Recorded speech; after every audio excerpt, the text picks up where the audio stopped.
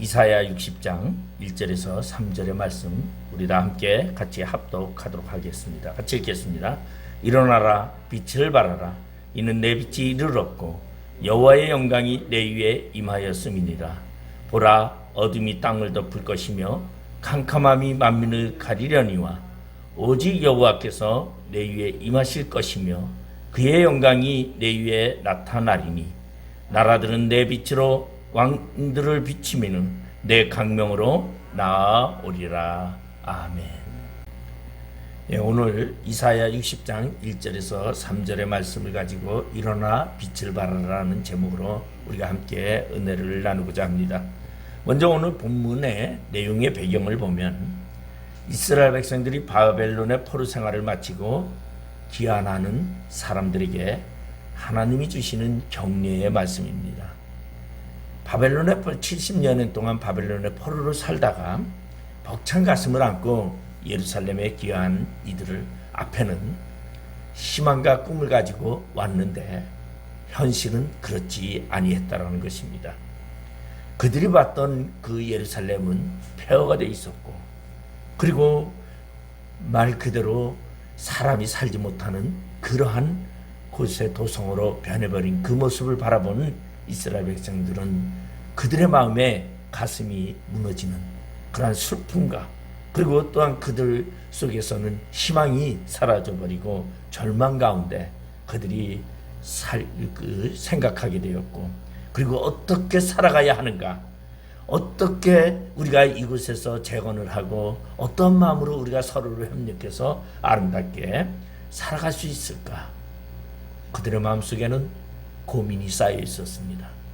그들의 서로의 눈빛 속에서 근심 걱정이 가득했지 희망의 빛이 보이지 아니하였다라는 것입니다. 바로 이러한 상황에서 들려오는 것이 오늘의 말씀입니다. 예루살렘아 일어나서 빛을 비추어라. 일어나서 빛을 발하라. 이 말을 오늘 하고 있는 것이죠. 이 말은 다시 말해서 이제 구원의 빛이 너에게 임했으니 너는 주님의 영광의 빛을 아침에처럼 떠올라. 너는 비춰라. 그런 말을 오늘 격려의 말을 하고 있습니다. 낙심한 이들에게 들려오는 이 두 마디에 이 일어나 빛을 발하라는 이 말은 그들에게 강력하게 다가오는 말씀이었습니다. 일어나라. 빛을 비추라.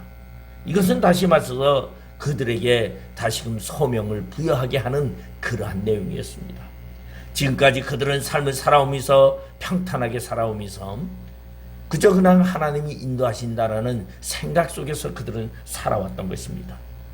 그런데 이제 그들이 예루살렘의 폐허를 바라보면서 그들이 그러한 삶 속에서 일어나 빛을 발하는 이 하나님의 소명을 상기하게 되었고 이제 그들은 일어나 하나님의 뜻을 이루는 아름다운 나라를 만들고자 하는 그러한 계획을 갖게 되는 사건을 바로 오늘 본문 이사야 60장의 배경이라고 볼 수 있습니다. 하나님께서 아브라함을 부르실 때도 그러셨습니다. 너는 땅의 모든 민족이 너로 말미암아 복을 받을 것이라. 그렇게 이야기를 합니다. 바로 이것은 하나님이 아브라함에게 주신 소명이었습니다. 그리고 그 소명을 잃어버릴 때에는 어떠한 시련 앞에서도 마음을 낙심되고 넘어지지만 그 소명을 생각하고 그 소명을 마음속 간직할 때에는 어떠한 환난과 어려움과 근심이 있다 할지라도 이겨낼 수 있었다라는 것입니다. 우리 인생 가운데서도 우리 2021년 한 해는 우리가 살아오면서 나에게 제대로 된 것이 없다 할지라도 그리고 또한 내가 하나님의 소명을 망각했다 할지라도 우리는 2022년 첫 주일을 맞이하는 오늘 우리는 일어나 빛을 발하라는 이 하나님의 소명의 말씀을 우리가 한번 다시 새겨보아야 할 것입니다. 우리 인생의 삶 속에는 결코 희망만이 있지 않습니다. 어둠과 절망과 슬픔이 우리 주변에 가득합니다. 그리고 그러한 환경 속에서 우리를 좌절하게 하는 것들이 너무나 많습니다. 그런데 그러할 때에 바로 일어나라고 하시는 주님의 음성을 우리는 생각하고 우리의 환경 속에서 우리는 우리의 삶을 깨워 우리는 일어날 줄 아는 그러한 자가 되어야 합니다. 그 이유는 우리에게 소명이 주어졌기 때문입니다. 그 소명은 무엇입니까? 바로 빛을 발하랍니다. 여기서 빛이라는 것은 무엇입니까? 빛이라는 것은 우리는 많은 이야기들을 합니다. 천지 창조할 때에 이 땅에 가장 첫째 날 무엇이 왔냐면 이 땅에 빛이 있었다고 말하고 있습니다. 바로 이 빛은 예수 그리스도의 빛이요, 어둠을 물리치는 빛이요, 우리에게 구원을 주는 빛이요, 우리에게 생명을, 영생을 가져다 주는 그러한 빛이라는 것입니다. 그러면 일어나 빛을 발하라는 이 말은 무엇을 말하고 있습니까? 예수 그리스도의 사명을 감당하는 자가 되라고 말하고 있는 것입니다. 어둠이 더욱더 캄캄하고 어둠이 짙을수록 조그만 불빛은 더욱 강렬하게 비치는 것처럼 우리의 환경 속에서 우리는 빛을 발할 수 있는 그러한 삶이 되어야 합니다. 그래서 오늘 본문 2절에 보면 보라 어둠이 땅을 덮을 것이며 캄캄함이 만민을 가리려니와 오직 여호와께서 내 위에 임하실 것이며 그의 영광이 내 위에 나타나리라. 어둠이 강하고 흑암이 온다 할지라도 빛을 발하는 우리의 사명이 되어져야 된다는 것입니다. 창세기 1장에 보면 그런 말씀이 있습니다. 하나님의 신이 흑암 위에 공허함 속에 깊음 위에 운행하시더라고 말하고 있습니다. 여기서 하나님의 신 예수 그리스도의 빛은 어둠을 이기시는 빛입니다. 우리는 보편적으로 이렇게 이야기를 합니다. 선은 빛이고 악은 어둠이라고 이야기합니다. 그런데 놀라운 것은 그 어둠이라는 것은요, 우리는 어둠을 저주의 상징으로 받아들이고 있습니다. 이스라엘 백성들이 애굽에 살 때에 하나님께서 모세를 통하여 10가지 재앙을 내립니다. 그런데 그 재앙 중에 9번째 재앙이 흑암이라는 재앙이었습니다. 이 재앙이 내렸을 때에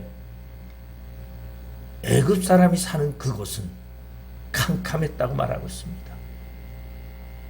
아주 밤낮으로 구분이 되지 아니하고 캄캄함 속에서 그들은 활동을 할 수가 없었다고 말합니다.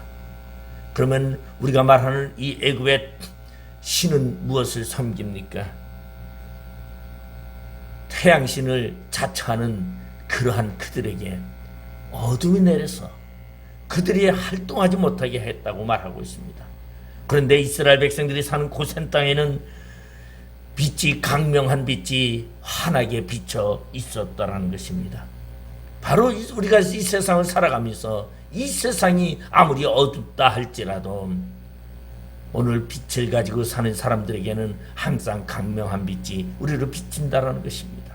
그래서 여호와께서 내 위에 임하실 것이며 그의 영광이 내 위에 나타나리라고 말하고 있습니다. 어둠이 아무리 땅을 덮는다 할지라도, 캄캄함이 만민을 가린다 할지라도 하나님이 우리와 함께 하실 때에는 우리에는 어둠이 없고 우리에게는 오직 빛만이 있고 강명만이 있다라고 말하고 있습니다. 우리 많은 사람들이 세상이 발전하면서 과학이 발전하고 문명이 발달하면서 많은 사람들이 걸리는 병 중에 가장 많은 병이 우울증이라는 병입니다. 그래서 많은 사람들이 조그만 생활 속에서도 우울증 때문에 정신분열이 일어나고 그리고 여러 가지 병들이 생겨나게 됩니다. 그런데 이 우울증이 오는 이유는 우리 보면은 우울증이 빛과 관련되어 있다고 그렇게 의학자들은 말하고 있죠. 의사들은. 그래서 우울증의 좋은 치료가 무엇이냐? 바로 빛을 많이 쬐라. 그렇게 말하고 있습니다. 우울증은 일명 빛을 쬐지 못한 그러한 어둠 속에 갇혀버리는 그러한 병 중에 하나라고 말할 수 있습니다. 그래서 우리는 뭐라 그러냐면 비타민 D라는 것을 이렇게 영양 보충을 많이 합니다. 집에 있는 사람들은. 왜냐하면 태양의 빛을 쬐야 하는데 그만큼 쬐지 못하다 보니까 비타민 D라는 것을 통해서 자신의 질병을 에 걸리지 않게 하기 위한 그런 방법들이 굉장히 많이 있습니다. 햇빛을 많이 쬐지 못하면 우울증에 걸린다라는 그러한 이야기죠. 그래서 우리는 날씨가 좋은 날에 자꾸 밖에 나가서 햇빛을 쬐어줘야 합니다. 그런 사람이 건강한 사람이 되고 그런 사람이 말 그대로 건강을 유지할 수 있다는 것입니다. 이와 같이 빛은 사람에게 건강을 좌우하기도 하고 그런가 하면 기분을 좌우하기도 합니다. 여러분, 빛이 있는 곳에서는 사람이 언제나 기쁘고 즐겁지만은 어둠 속에 있는 사람에게서는 왠지 신경질적이고 그리고 분노 조절이 되지 않습니다. 그래서 우울증이라는 병에 쉽게 걸리고 그리고는 결국은 정신분열증에 가게 되는 현상을 우리는 종종 봅니다. 빛이라는 것은 이만큼 소중합니다. 근데 우리에게 있어서 빛이라는 것은 바로 예수 그리스도를 말해주고 있습니다. 요한복음 1장에 보면 빛이 이 땅에 왔을 때 어둠이 알지 못하더라고 말하고 있습니다. 우리는 오늘 예수 그리스도이신 빛을 알고 있습니다. 그분을 통하여 우리는 빛의 역할을 감당해야 되고 그리고 빛을 비추는 그러한 사명이 우리에게 주어졌다는 것입니다. 그러면 오늘 본문을 통해서 일어나 빛을 발하라. 그러면 이 빛은 무엇이었습니까? 이 빛은 바로 하나님이었습니다. 하나님이며 이 빛은 세상을 비추는 빛이라는 것입니다. 요한일서 1장 5절에 보면 우리가 그에게서 듣고 너희에게 전하는 소식은 이것이니 곧 하나님은 빛이시라. 그에게는 어둠이 조금도 없으시다는 것이니라고 말하고 있습니다. 성경은 하나님을 빛으로 비유하고 있습니다. 그런가 하면 반대로 악한 영들, 사탄들은 어둠으로 표현하기도 있습니다.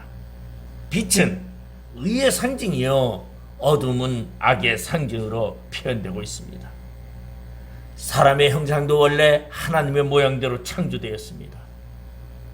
이 말은 다시 말해서 하나님의 형상을 닮은 우리는 빛의 자녀로 빛의 형상으로 만들어졌다는 것입니다. 그런데 우리 인간은 에덴 동산에서 선악과를 먹음으로 말미암아 빛을 잃어버리고 어둠에 종속되어지는 어둠의 종들이 되고 말았다라는 것입니다. 이 말은 다시 말해서 영적인 빛을 상실한 것을 말하고 있습니다. 하나님의 의의 빛, 다시 말해서 영광의 빛은 성경 여러 곳에서 기록되고 있습니다. 하나님은 빛이라는 것입니다. 모세가 시내산에 올라갔을 때에 하나님을 만나고 십계명을 안고 그가 산에서 내려올 때에 많은 사람들이 그 모세를 바라볼 때에 모세의 얼굴에 강체가 났다고 성경은 설명하고 있습니다.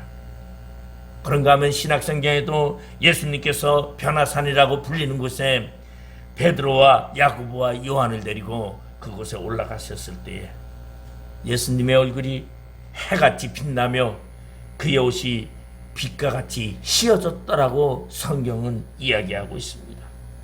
마태복음 17장 1절에서 2절에 보면 엿새 후에 예수께서 베드로와 야고보와 그 형제 요한을 데리시고 따로 높은 산에 올라가셨더니 그들 앞에서 변형되사 그 얼굴이 해같이 빛나며 옷이 빛과 같이 씌어졌더라고 쓰여져 있습니다. 예수님께서는 세상의 빛이었습니다. 그리고 예수님 자체가 영광의 빛이었습니다. 그렇기 때문에 우리는 예수를 믿는 우리는 세상의 빛이라고 불리는 예수님의 빛을 가진 자임을 말해주고 있습니다. 그래서 빛이 있는 한 어둠은 드러날 수밖에 없고 어둠이 빛을 감추지 못한다고 말하고 있습니다.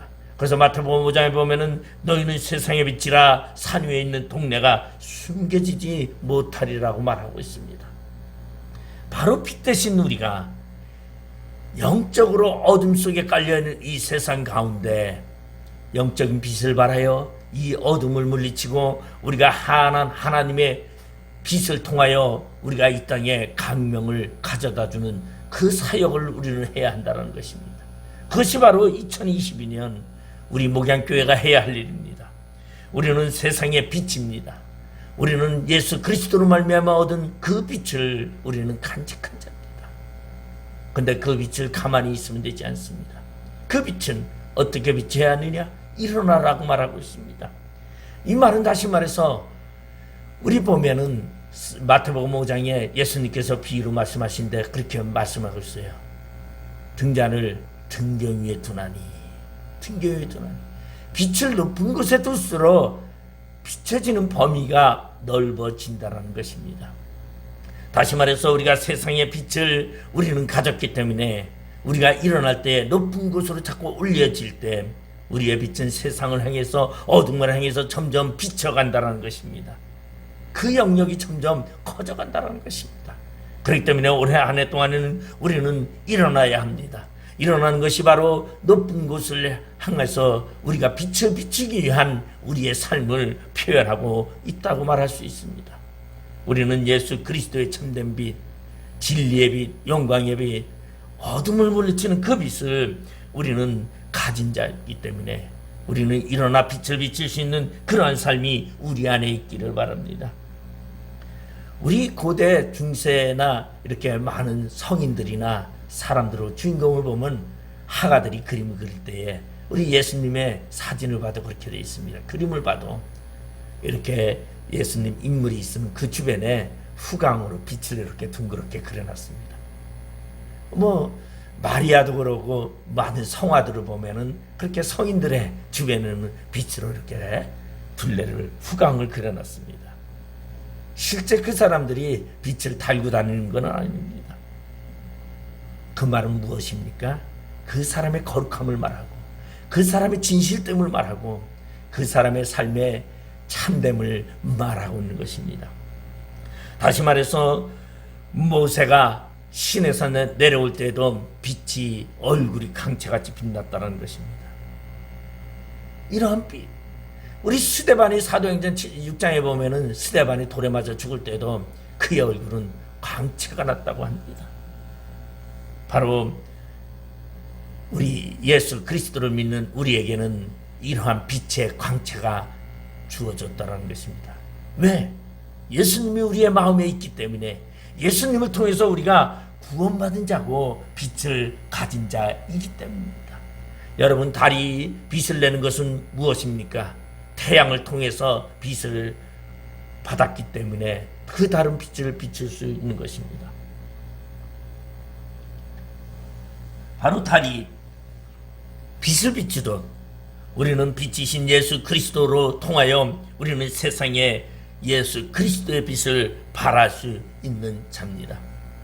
바로 하나님이 우리의 빛이기 때문에, 하나님이 빛이시기 때문에 우리는 그 하나님의 자녀고 거룩한 백성이기 때문에 우리는 빛의 사람으로 오늘도 살아가고 있다는 것입니다. 두 번째로 보면은 본문 1절에 보면 일어나라 빛을 발하라 이는 내 빛이 이르렀고 여호와의 영광이 내 위에 임하였음이니라.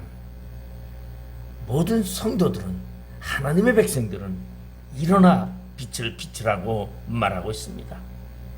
믿음의 조상들은 어떻게 빛을 비추었습니까?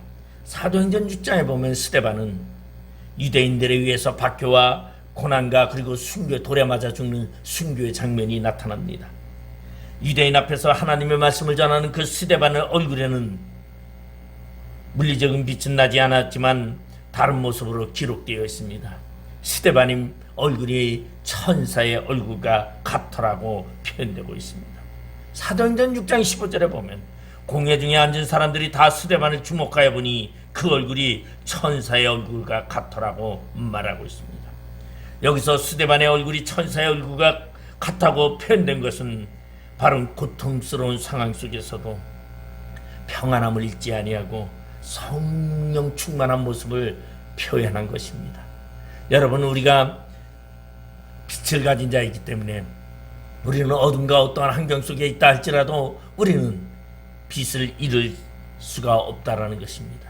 빛이 우리 안에 있는 이상 우리는 평안함을 유지할 수밖에 없고 그리고 기쁨을 가질 수밖에 없고 어떠한 어둠의 환경도 이길 수 있다는 것입니다. 아무리 캄캄한 밤에 성냥을 하나 켜고 촛불을 하나 들으면 그 방이 환해지는 것처럼 어둠을 향한 이 세상에 우리는 예수 그리스도의 빛을 전하는 그러한 자입니다. 그렇기 때문에 우리는 일어나야 한다는 것입니다. 일어난다라는 것은 동사라는 것이죠. 움직인다라는 것이에요. 행동한다라는 것을 말하고 있습니다. 여러분, 빛의 우리의 자신이, 우리는 올해는 움직이는 해가 되어야 됩니다. 행동하는 해가 되어야 됩니다. 우리의 삶이 일어나서 걷는 그러한 삶이 되어야 합니다. 우리의 마음이 하나님을 닮아갈 때 우리는 빛을 비칠 수 있습니다. 하나님의 빛은 바로 의와 진리와 거룩함의 빛이라고 말하고 있습니다. 에베소서 4장 24절에 보면 하나님을 따라 의와 진리의 거룩함으로 지으심을 받은 새 사람을 입으라, 그렇게 말하고 있습니다. 그런가 하면 현대인 성경에서는 이 말씀을 더 잘 풀었습니다. 하나님의 모습대로 의와 진리의 거룩함으로 창조된 새 사람이 되십시오라고 표현하고 있습니다. 그러므로 그리스도인은 빛을 발하는 것은 자신의 빛을 발하는 것이 아니라 바로 하나님의 빛, 의와 진리와 거룩한 빛을 말해주고 있습니다. 그렇기 때문에 우리 그리스도는 의로운 삶을 살아야 하는 것이고, 그러한 진실된 삶을 살아야 하고, 그리고 거룩한 삶을 살아야 합니다. 이 거룩한 삶은 내가 사는 것이 아니라 내 안에 성령님께서 인도하는 삶을 살아야 된다는 것입니다. 저는 과거에 사람이 있어, 저희 아버지가 굉장히 고지식하셨어요. 그것도 초등학교 선생님을 하셨으니까 더 그러셨던 것 같아요. 그래서 참 저희 아버지 고지식하셔가지고 어떠한 일이 있었냐면은 주일날이 되면은, 옛날에는 학교에서 동원이 참 많았습니다. 뭐 주일날 뭐 빗자루 들고 나와라, 청소 동원도 있었고, 뭐 조그만 일만 있으면 불렀는데, 저희 아버지가 선생님이신데 주일날 되면은 저희들을 학교를 못 가게 했어요. 야, 가지 말아라. 그래서 저희 아버지도 학교를 안 가셨어요. 주일날은 아예 학교를 안 가시. 그러니까 교장 선생님이 한 번은 저희 아버지를 불렀어요. 이 선생은 직업이 뭔가? 라고 물었어요.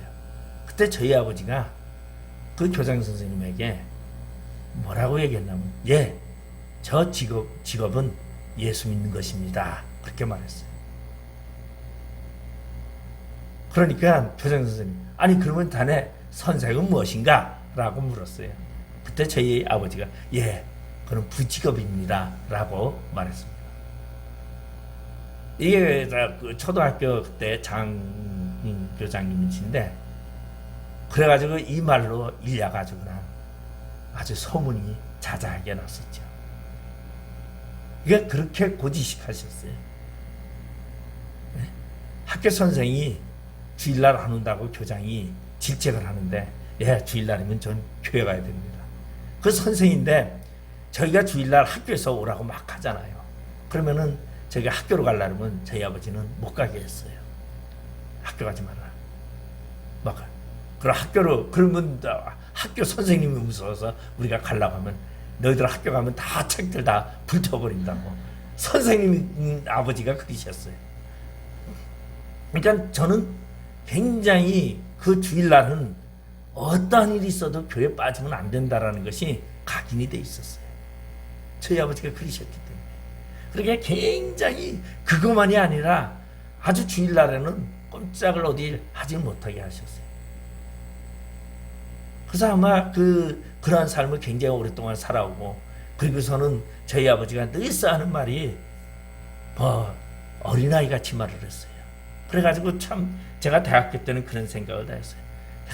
우리 아버지처럼 저렇게 수준이 낮아가지고 어떻게 세상을 살아갈까. 그래서 아버지하고 대화를 할 생각을 안 했어요. 왜냐하면 우리 아버지하고 대화가 통하지 않았었습니다. 생각하는 게 어린아이같이, 그저 그냥 어린아이같이 하고 옳고 그름을 얘기하고, 그리고서도 집에서 매일 벌 받는 게 뭐였느냐, 우리는 집에서 벌 받는 게 무릎 꿇고 손 드는 게 집에서 벌 받는 모습이었어요. 그러니까 학교에서 하는 거 집에 와도 똑같이 합니다. 그리고 손 들어, 그리고 손 내밀어, 자르다가 손바닥 맞고, 이게 아버지한테 맞았던 그러한 삶이죠. 그런데 그것이 놀랍게 그것이 몸에 배 있더라는 것이죠.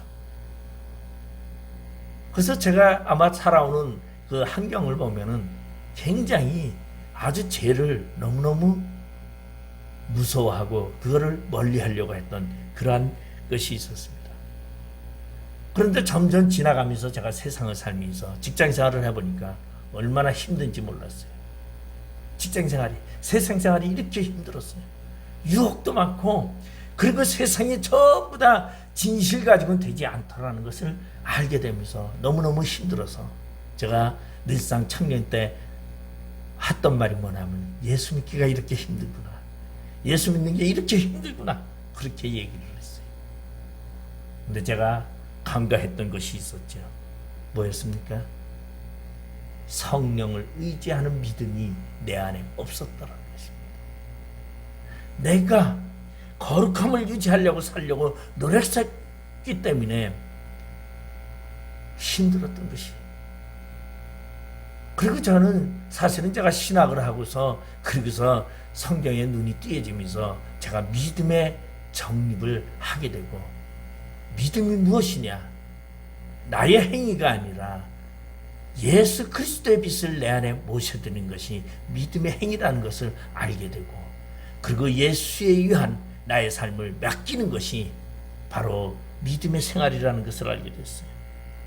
바로 우리는 비록 내가 죄를 짓는다 할지라도 우리는 예수 그리스도의 빛을 가지고 있는 사람이라는 것입니다. 그렇기 때문에 우리는 우리의 행동이 중요한 것이 아니라 빛을 소유한 우리, 바로 예수 그리스도가 우리 안에 있음을 알고 우리는 일어서는 자가 되어야 된다는 것이, 바로 일어설 때에 빛을 발하는 자가 될 수 있다는 것입니다. 자신을 생각하면서 일어서지 못하는 주저앉는 모습이 아니라 신앙의 행동이 일어설 수 있는 그런 행동이 우리 안에 있어야 합니다. 마지막 세 번째로는 오늘 본문 2절에 보면, 보라 어둠이 땅을 덮을 것이며 캄캄함이 만민을 가리려니와 오직 여호와께서 내 위에 임하실 것이며 그의 영광이 내 위에 나타나리라고 말하고 있습니다. 우리의 삶의 빛은 내가 비치는 것이 아니라 예수 그리스도의 영광이 우리 위에서 나타난다는 것입니다. 빛은 어두울수록 더 밝게 빛나는 것입니다. 빛은 언제 필요하십니까? 어둠이 있을 때, 캄캄한 밤일수록 빛은 더 필요합니다. 작은 불빛이라도 캄캄한 빛에는 환하게 비춰집니다. 어렸을 때에 여름이 되면은 들판에서 우리가 만나 잡았던 것이 반딧불이었습니다.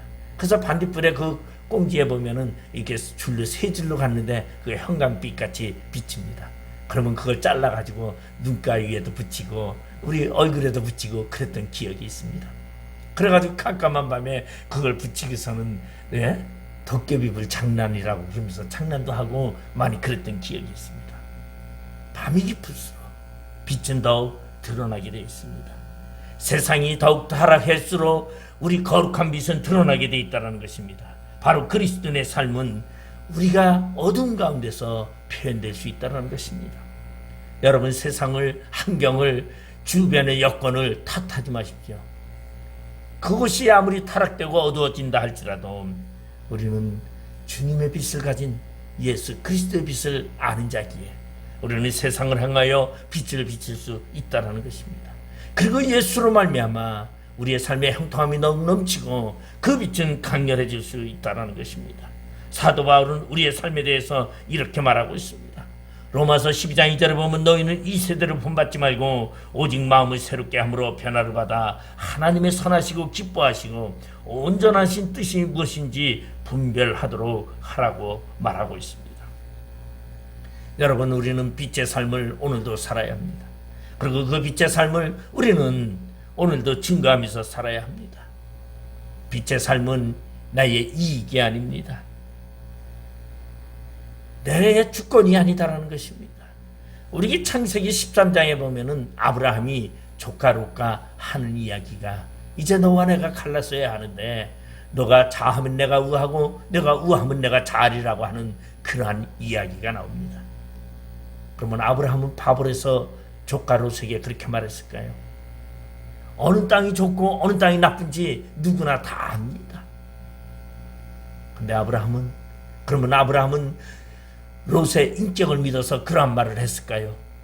아니다라는 것이죠. 아브라함은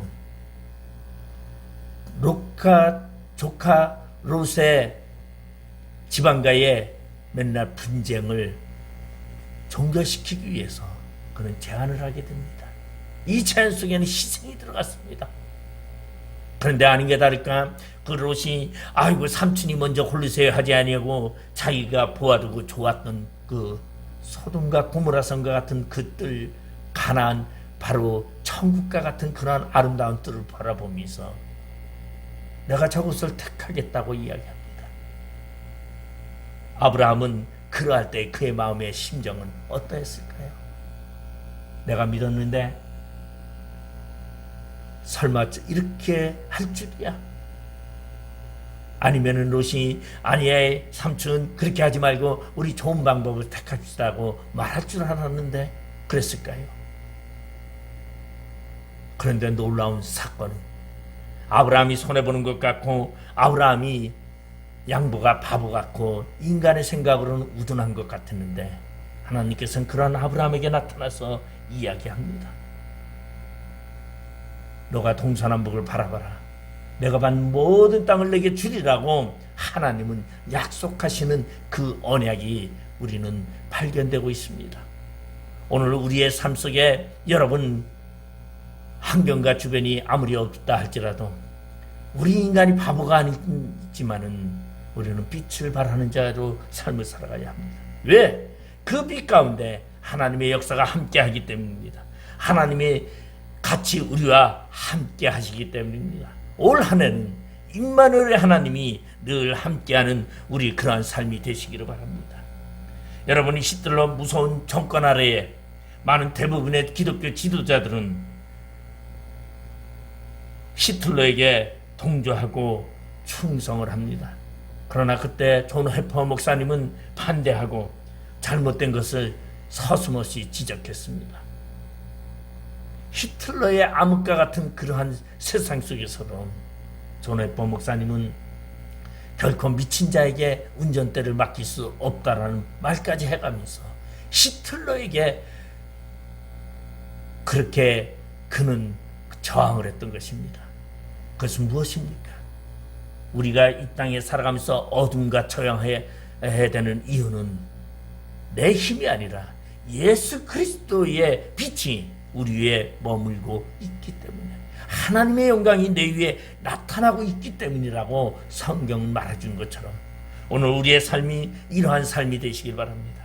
그래서 비추면 어두울수록 더 비치는 것처럼 우리 2022년 한 해는 일어나 빛을 발하는 그러한 삶이 우리 안에 있고 그리고 예수 그리스도와 함께 동행하는 삶 속에서 하나님의 영광이 드러나고 우리 목양교회가 형통하게 되고 여러분의 가정이 형통함으로 승리하는 귀한 삶이 되시기를 주님의 이름으로 축원드리겠습니다. 기도하시겠습니다. 아버지 하나님 은혜를 감사드립니다. 일어나라 빛을 발하라. 이는 내 빛이 이르렀고 여호와의 영광이 내 위에 임하였느니라고 말씀하신 이 말씀대로 2022년 한 해는 빛을 발하는 우리의 삶이 되게 하여 주시옵소서.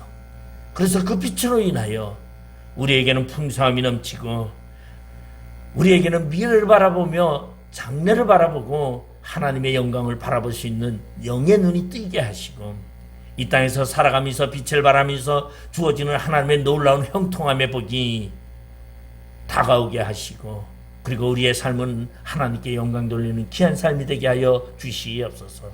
예수님의 이름으로 기도드리옵나이다. 아멘.